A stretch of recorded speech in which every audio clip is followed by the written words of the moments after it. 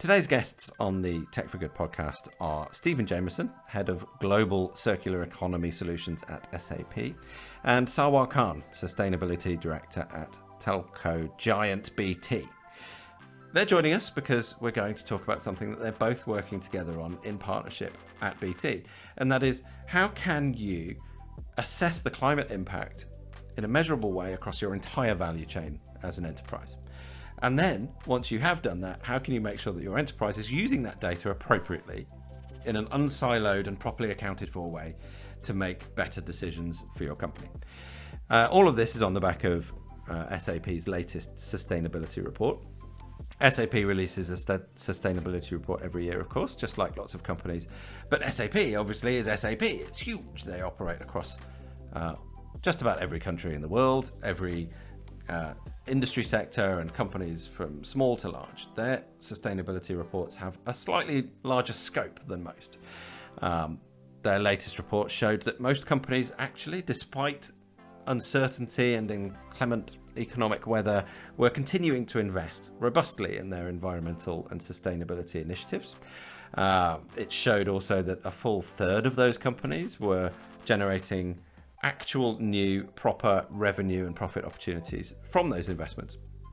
But their report also showed that measuring properly climate impact down through supply chains continues to be a real challenge.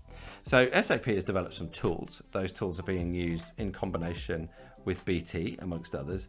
And so today we're going to have a conversation about that and then look a bit broader afield and see what other people, other leaders within organizations, particularly CIOs, could be thinking about for the future. We're here to talk about a critical and important issue that's facing the whole world, but in particular the businesses that run the world and the people within those businesses that run the world.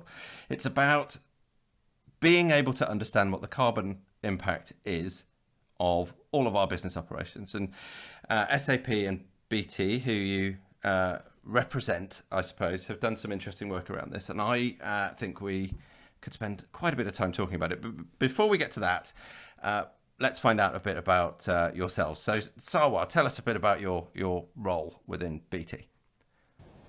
Sure. Hi, everyone. So Sarwar Khan, I'm the Sustainability Director in business within BT. My role is made up of two components, really. So the first is to look at how we minimize the carbon footprint of the products and services we sell into business customers. That includes organizations that sit in the small segment all the way through to global blue chip multinational corporates and public sector in between.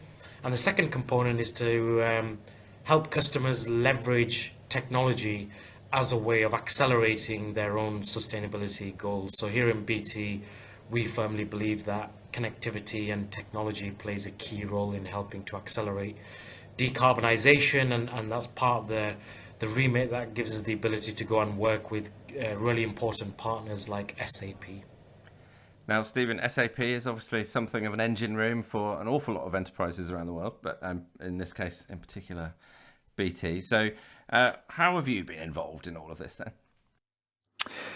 Yeah, so thank you. So I'm Stephen. I look after circular economy at SAP. And if you think about what SAP is doing in the kind of global context, we're supporting over 27 industries in terms of how they are extracting materials, how they are managing supply chains, manufacturing processes, distribution processes, bringing those materials into the market, and then everything, through to the downstream processes, even in terms of how materials end up getting, often wasted, right, or perhaps redeployed into the economy. And as my role really is to support our customers in finding those new innovations, those intervention points that help them transition from their current business model, which perhaps is enabling a linear system of take, make, waste, into a more circular system, which enables us to eliminate waste, circulate materials, and regenerate natural systems ultimately. So that's where I come in. Great. And so you guys, and I'm sure there's more people involved than literally just you two people as individuals. BT and SAP have been working together hard on this. There's a report that was put out. with some findings about how carbon is essentially accounted for within enterprises. But what can you tell us about the key findings of that report? So yeah, we've been running a sustainability report for a number of years now, and as we kind of iterate this report, we see sort of certain trends emerging, and we're starting to see this real sort of interconnected nature of the topic of sustainability and profitability. Our latest report saw 31% of UK businesses saying that environmental action is having a strong impact on their own profit and revenue. We're seeing that as a result, UK leaders are increasing their investments in sustainability. 83% of leaders are maintaining or increasing their investment in sustainability action in the next sort of 2-3 years. That's a 12% jump on last year. And we're also seeing that this is an imperative that's attracting funding from investors who are looking to make their portfolios greener, and for businesses that are looking to gain a competitive edge. Interestingly, we're seeing that UK businesses are failing to involve the CFO. Right. This is actually something I look across the global context, and this is something we see a little bit unique in the UK arena, curiously, which is that despite this being a financially driven conversation, just 12% of UK businesses have assigned accountability for this topic into the CFO team. I think some see this as kind of legacy perceptions of the role, and some just see this as outside the scope. But it's interesting when you start looking at things like the CSRD, the Corporate Sustainability Reporting Directive from the EU. This is very much an integrated topic, and many CFOs we're seeing around the continent at the moment are really starting to integrate this into their thinking and their roles. Right. But this is a UK So yeah, thing? so those are some of the headlines. In terms of the involvement of CFOs, are you saying that while the momentum is shifting in that direction in the EU because of legislation, in the UK and maybe other parts of the world, that's not the case? Is that the idea? Perhaps. It's very early days. I think we're starting to see a momentum in certain parts of the world because of things like CSRD. What happens there, it's not just a reporting requirement, it's not just a disclosure requirement, but it's also the need to integrate that information back into your management accounting, essentially. We've just seen in the US, the SEC have just published new guidance around carbon disclosure in scope 1 and 2. Again, that requires this sort of deeper integration between sustainability reporting and financial reporting. And so, we do see these sort of trends emerging, and perhaps next year we'll see a similar sort of pickup in the UK. Okay. So pioneering work without wanting to butt at your parsnips too much. It's been going on between SAP and BT, obviously BT being a major telecoms company in a global sense. It's a major company, but in particular, you've been really focused on this issue. And so how has that, when you look globally at everything SAP is involved in, and then you kind of bring that down to a BT level, what has been going on, I suppose, Sarwar, in that sense? How have you been driving this issue forward across the organisation? Yeah, so I guess, just starting with the challenge, I guess, so that it's clear. In terms of what we're seeing within the market is a lot of organizations have a net zero strategy, or they have a net zero plan, but they haven't actually started accurately measuring and baselining their emissions. And it's fair to say most organizations who are on this journey, that's the stage they're at. So they're exploring ways to be able to accurately collect that data, and as Stephen says, figure out how you integrate that into financial reporting. Easier said than done, because there's a lack of standardization, there's scalability challenges, and so on. So based on that, working with SAP, we've been working on or collaborating around a particular product called SDX, the Sustainability Data Exchange. And SDX effectively enables organizations to collect data from their supply chain in terms of the carbon footprint, in a standardized way, which is really important because it aligns really nicely to the PACT framework, PACT, and that's been developed by the World Business Council for Sustainable Development. Now, they've set out the guidelines in terms of what goes into the numbers requires for the carbon footprinting, specifically of products and hardware. So what that does, it gives the market confidence to actually say, when we want to collect carbon footprint data across our global supply chain, we could have 100,000 suppliers in our supply chain. We can do it in a really standardized and scalable way that is recognized by an international body. And then you can bring your broader supply chain and your partners on that journey with you. So together with SAP, we've probably been trialing this particular product now for around 9 months to a year. And we've done that for a few product sets that BT actually procure. Now, the ambition was really to look at how do we securely collect that data from a supplier, and then how do we exchange that data with a customer. And that's been the crux of the partnership to date. I guess really where we want to take this is recognizing that the global customers that we have within our base, and even some of the UK corporates as well, they have complex supply chains. And as Stephen says, there's going to be a bigger requirement for them to be able to collect carbon footprint data. And we want to, together with SAP, set the blueprint that enables these organizations to say, okay, that's how you actually do it. That's how BT and SAP have enabled data collection. Now we want to deploy that into our own environment and figure out how we start that process for accurate measurement. Right. And a company like BT has obviously got complex global supply chains in different areas. Presumably there's a point in those supply chains where things get really quite tricky in terms of getting the kind of data you need.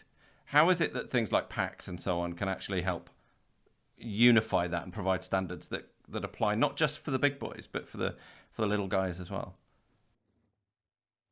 I think the key thing here is how do we start with standards, right? One of the central design principles of PACT is not that it's an SAP standard that we work on just with BT. It's that it is a global standard. We actually collaborated on it with the tech industry at large.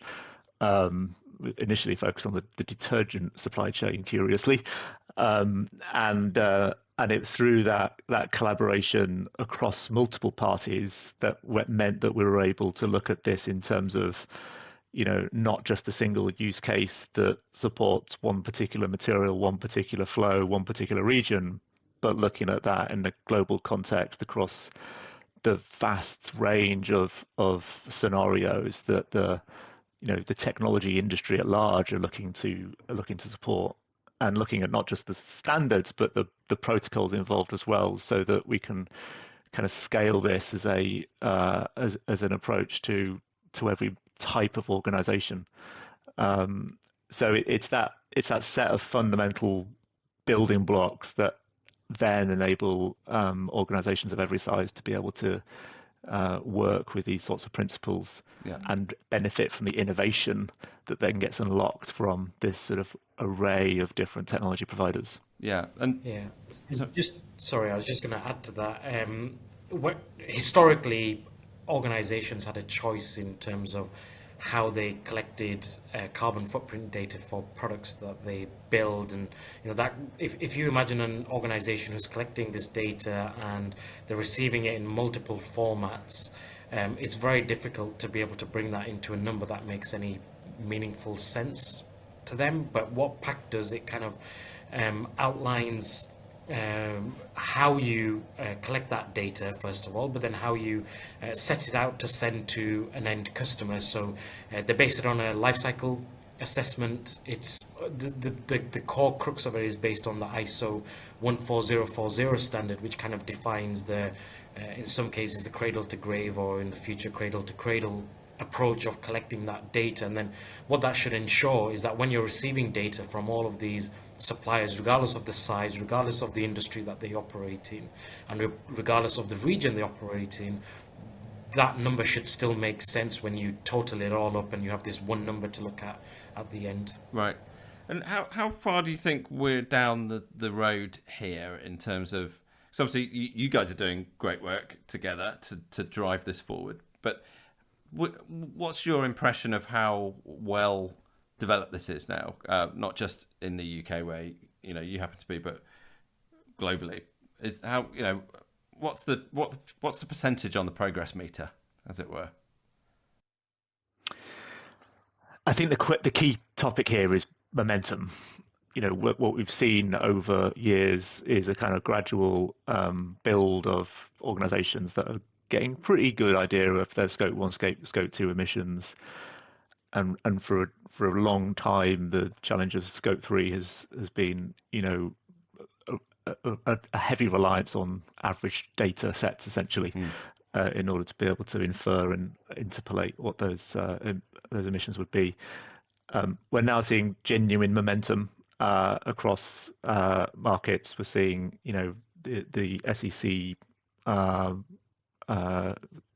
regulations in the United States that were announced last week are a really key indicator that we're seeing now markets of that size and nature sort of moving in a good direction here. And as these additional topics like CSRD coming online in the EU, they all layer on each other and drive a momentum that makes this what we describe as transactional carbon accounting, essentially this sort of microscopic view of carbon data and how it's flowing around systems. We need to be able to essentially treat carbon like money in terms of how we're addressing this topic, and we need to see it evaluate carbon with that mindset. And as we see these sort of regulations layer on, we see this increasing momentum. We're seeing this need to provide that level of transparency from that level upwards. And so, for me, it's less about kind of where we are on the percentage meter, because that's almost different in every part of the world. But as we see the momentum coming, as we see this sort of aligning to the wider kind of climate measures globally, we're starting to see a sort of an inescapable sort of trajectory in terms of where this topic's going. Great. So we're doing okay on the progress meter, but actually the progress meter is the wrong kind of measure. I should come up with a better one, but I'm not sure what that is.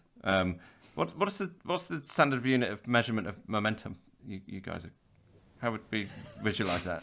Anyway, but talking about accounting for carbon, one thing that we were talking about before this was how it's kind of, you've got these standards, you've got the data, you might be using it, but how an organization, particularly bigger ones, are able to use that across the whole organization, because it just like money, hopefully it becomes a fundamental unit of success, if you like. So we were talking about CIOs in particular, Sarwar, so whose brief may not necessarily include this right now.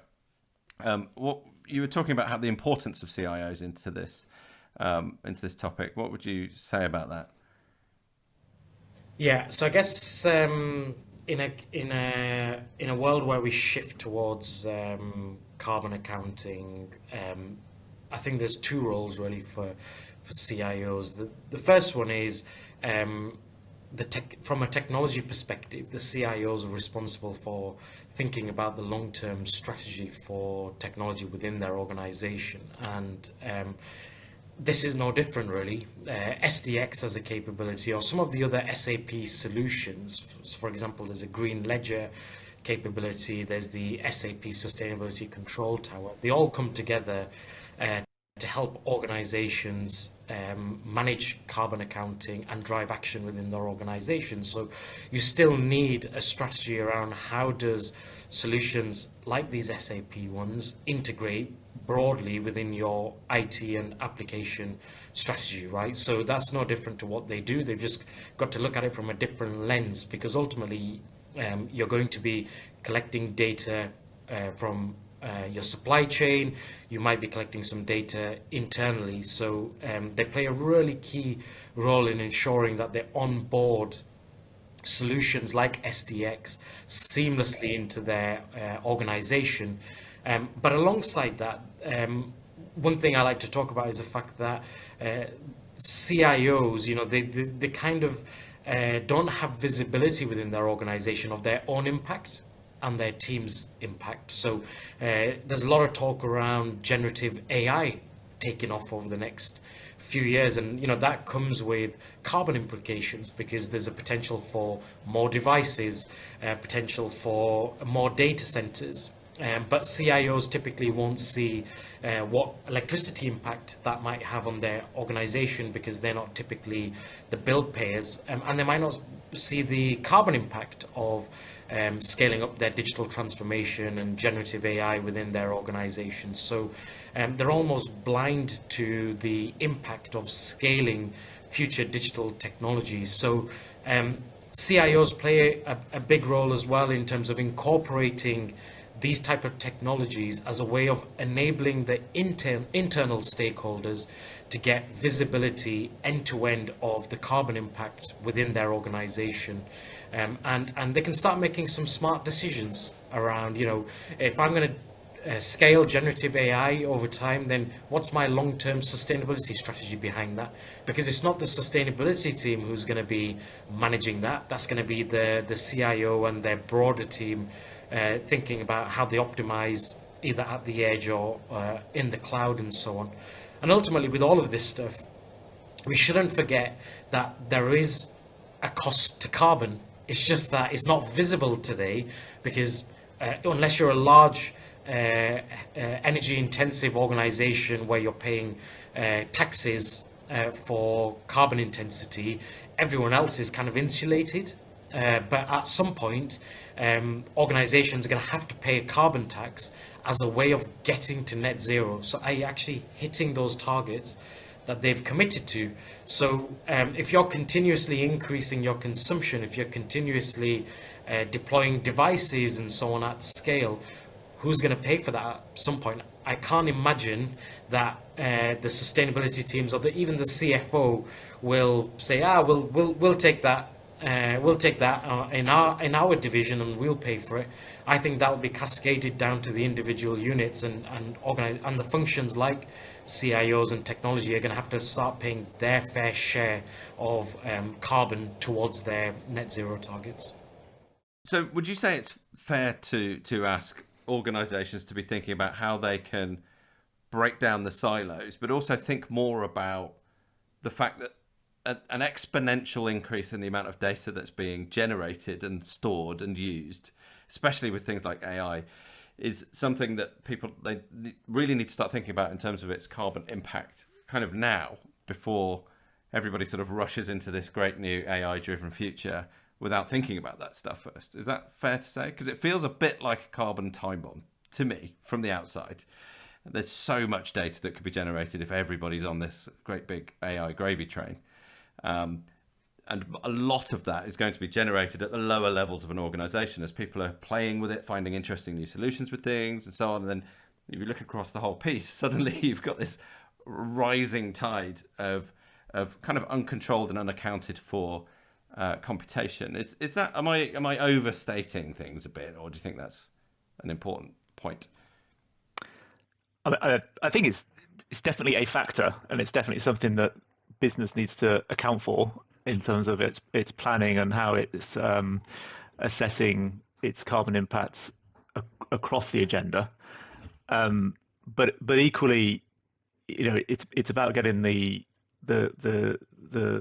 priorities in the right order, depending on that reality. So, if we look at a typical business, if you're a typical manufacturing business or a producing business that is extracting, shipping, making products around the world and selling those products to consumers, that your supply chains are going to evolve over the next 2, 3, 5 years as a result of not just environmental regulations, but due to the fragile nature of supply chains and geopolitical shocks and the constraints we have on certain critical mineral resources, for example. There's an array of factors there that are placing, on one hand, a supply constraint, but on the other hand, a demand challenge and demand opportunity in terms of that overall customer value proposition, the way to be able to transition your business model in order to be able to support new consumption models, whether we're talking about servitization or new reuse models for your favorite, foodstuffs from your favorite food producers. All of these factors, from a customer value proposition point of view, from a supply chain model point of view, are all factors that will require transformation over the years ahead. And the question is the organization fit to be able to manage that transition, to be able to collaborate across those silos within your business, but also across your supply chain? And are you able to be able to make decisions that are not purely or exclusively based on the sort of financial information, but also taking into account those wider sort of externalities, including the cost of carbon and other factors? You will see nature take a rising seat at the table in the months and years ahead. So we've got to look at this topic through that context, and all of that is a data challenge, right? And it's also a data opportunity. So how we help businesses navigate that transformation challenge, being mindful of that sort of data reality, all needs to be part of the calculation. Absolutely. So one thing I'm going to ask you about in a minute is how important collaboration is as part of this, because excellent organizations can do excellent work in isolation, but as soon as you start looking at those big old supply chains, and then things get really complicated at that point, and there needs to be a lot of collaboration. But in terms of BT, Sarwar, obviously you're working together with SAP on using SDX. Where would you assess your own progress is here now? I mean, in our view, there is no route to decarbonisation without collaboration, and it comes back to, as Stephen was saying earlier, we're very interconnected. Supply chains are extremely complex. So there's one element of organizations, including BT, having to look outwards and think about who makes up their supply chain, but also who forms some of these big partnerships, and understand the impact end to end. And then there's also that piece around collaboration internally, because if you are doing carbon accounting, and we are going to have the integration of carbon data with financial data, then if you just think about who within your organization is required to enable that, you've got the sustainability team, you've got the finance team, you've got the operational units who probably house a lot of energy data, you might have a procurement team who are dealing with the supply chain, you've got the CIO who's thinking about it from the technology perspective, and so on. So collaboration is absolutely key to organizations getting to net zero. But I think to underpin all of that, it's probably going to have to be technology which enables and brings these different stakeholders together. And I think that's been the missing piece to date, really. It's how do you do that? Going back to the opening of the conversation, how do we do that in a scalable and standardized way? That is not easy to do, and it also requires a mind shift change. So so we really believe technology is a key enabler to enabling the collaboration. Great. And I suppose you'd agree that SAP's got a fairly outsized role in that as well, Stephen, right? Well, yes, indeed. And I mean, just to give you one example of that, next month we're heading to Ottawa for the fourth round of negotiations for the UN Plastics Treaty, which is another key sort of intersection of this whole topic. And that collaboration point is just it's just so clear at every level, from the United Nations, down to individual governments and the business stakeholder groups, that intersect at every level. One of the big topics we were preparing for it this morning. One of the big topics we're talking about is, okay, so we get this carbon transparency, let's say in the global north. How do we then affect change, and how do we affect the right interventions in the context of the global south? These are huge questions that also have to be on the table in terms of how we're addressing that as an ecosystem. And it's also incredibly relevant for global business. Global businesses that are operating around the world are carrying a lot of reputational exposure in a lot of the global south geographies, and making sure that we're not just collaborating in a way that delivers well for our customers in the UK. We also need to collaborate well in a way that delivers for our customers in the UK, whilst taking care of the regions where those materials may be produced, or where they're extracted from, or where perhaps the waste ends up. It ends up being this sort of global collaboration at every level to find the solutions. Which means you end up in places like Ottawa dealing with political and geostrategic issues as much as you are maybe data and how it's handled, and how you can get the CIO talking to the CFO more, and things like that. It's a yawning and challenging kind of topic, and it gives me great confidence, however, that folks like you are the ones actually on the on the coalface dealing with it. Not that coalface is a particularly useful on the windmill phrase. The windmill. You're turning the windmill, converting your human energy into global good. So that's fantastic. Now, just to round things off, what's next for you guys in partnership? What do the next few months look like?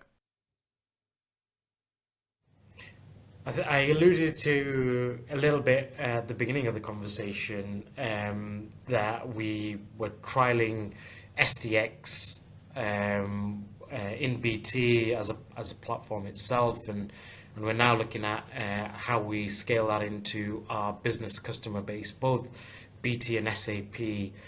With our global coverage, we have a nice overlap of customers. They may be using SAP technology as a way of powering their business, and they rely on BT to provide the rock solid digital infrastructure, which then SAP runs over the top of in a seamless way. So there's a great opportunity for both organizations to come together to look at how we can help accelerate carbon accounting and sustainability for our joint customers. So I'm really excited by what the future holds. So watch this space, at least from our area.